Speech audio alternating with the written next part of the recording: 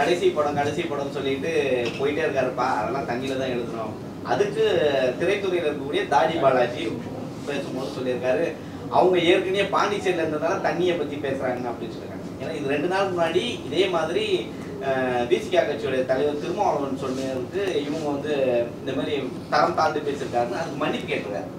அவர் வந்து அவங்க மனசு வருத்தப்பட்டா நான் மன்னிப்பு இது பண்ணிக்கிறேன் அப்படின்னு சொல்லியிருக்காரு, அப்பாலஜி பண்ணியிருக்காரு திருமாவளவன். ஆனால் இதுக்கு என்ன சொல்ல வரீங்க? இப்போ தாடி பாலாஜி சொன்னது, ஏன்னா அவங்க முன்னாள் ஆளுநராக இருந்திருக்கிறாங்க. ஸோ இப்போ தான் இவங்க அரசியலே ஸ்டார்ட் பண்ணுறாங்க. அரசியல் ஸ்டார்ட் பண்ணும் போது தான் விஜய் கூட தாடி பாலாஜி தான் உள்ளே நுழையிறாங்க. ஒரு சாமி பூஜை போட்டவனே அரசியலுக்கு ஒரு கவுண்டர் கொடுக்குறாங்க, அதுவும் கரெக்டாக கொடுத்தா பரவாயில்ல.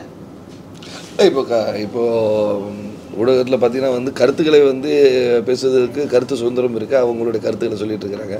இப்போது விஜயண்ணன் வந்து இப்போ புதுதாக வந்து கட்சி ஆரம்பிக்கிறாங்க.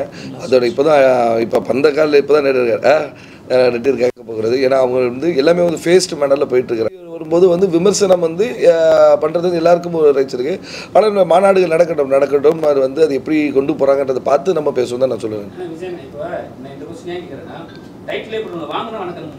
அவர் வந்து பாட்டுலேயே ஸ்டார்ட் பண்ணியிருப்பார் விஜயன், சரிங்களா? இப்போ வந்து ஒரு கட்சி ஸ்டார்ட் பண்ணிடுறாரு.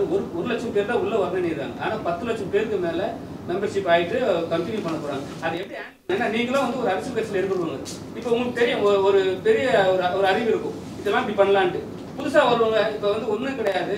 குஷி ஆனந்த் அவர் என்ன சொல்லிட்டாருன்னா, ஸ்டூடெண்ட்ஸாக இருந்தாலும் சரி, வேலைக்காரர் சரி, வேலையாட்களாக இருந்தாலும் சரி, வேலையை விட்டு வாங்க அப்படின்னு சொல்லியிருக்காரு. அது நீங்கள் எப்படி பார்க்குறீங்க ஒரு அரசியல் கட்சிக்காக? இல்லை, வேலையை விட்டுட்டு வாங்கன்றது வந்து ஒரு சரியான இது இல்லை. அது நம்ம சொல்லி, ஏன்னா வந்து பெற்றோர்கள் வந்து அவர் கஷ்டப்பட்டு ஒருத்தரை படிக்க வச்சு அவர் வேலையை செஞ்சு அவன் ஒரு ஃபேமிலி இருக்கும், அவனுடைய பொருளாதார இதையும் நம்ம பார்க்க வேண்டியது இருக்குது. வேலையை விட்டு வாங்கன்ற அந்த ஒரு மோகத்துக்காக வந்து தொழிலை விட்டுட்டு வந்து ஒரு வாழ்க்கையை விட்டுட்டு வரணுன்றது வந்து ஒரு ஏற்றுக்கொள்ள இல்லாத ஒன்று தான். ஆனால் வந்து கண்டிப்பாக இந்த மாநாடுக்கு வந்து அவங்க ரசிகர்கள் வாங்கன்னு சொல்லி இன்வைட் பண்ணுறதை அவங்க அப்படி சொல்லியிருக்கிறாங்க. ஸோ விட்டுட்டு வாங்கன்னு எல்லாருமே வேலையை விட்டுட்டு வரவும் போகிறதில்ல. ஸோ அதாவது இது எல்லா இளைஞர்கள் எல்லாரையும் வந்து வாங்க, அதை ஒரு உற்சாகத்தை கொடுக்கறதுக்காக அது ஒரு வார்த்தையை சொல்லியிருக்கிறாங்க.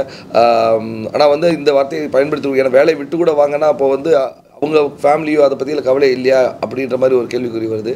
பாப்போம் இந்த மாநாடு நடந்து முடிந்தோன்னே எப்படின்னு இருப்பேன்.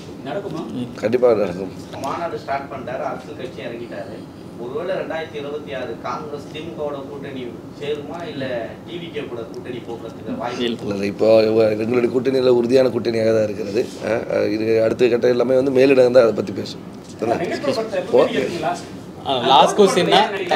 அதாவது இப்போ கோட்டு படத்து வரதுக்கு ஒரு 2 மாதம் முன்னாடி எனக்கு பார்க்குறவங்களாம் நீங்கள் கோட்டில் இருக்கீங்களான்னு கேட்டாங்க.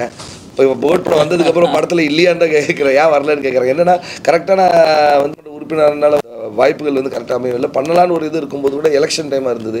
ஸோ அதனால் வாய்ப்புகள் எதுவும் இல்லை. ஸோ ஏன்னா எல்லா என்டையர் நம்ம வெங்கட் பிரபு ஃபேமிலி எல்லாம் இருக்கும்போது நம்ம மட்டும் இல்லாதது ஒரு வருத்தம் தான் இருக்குது. தேங்க்யூ.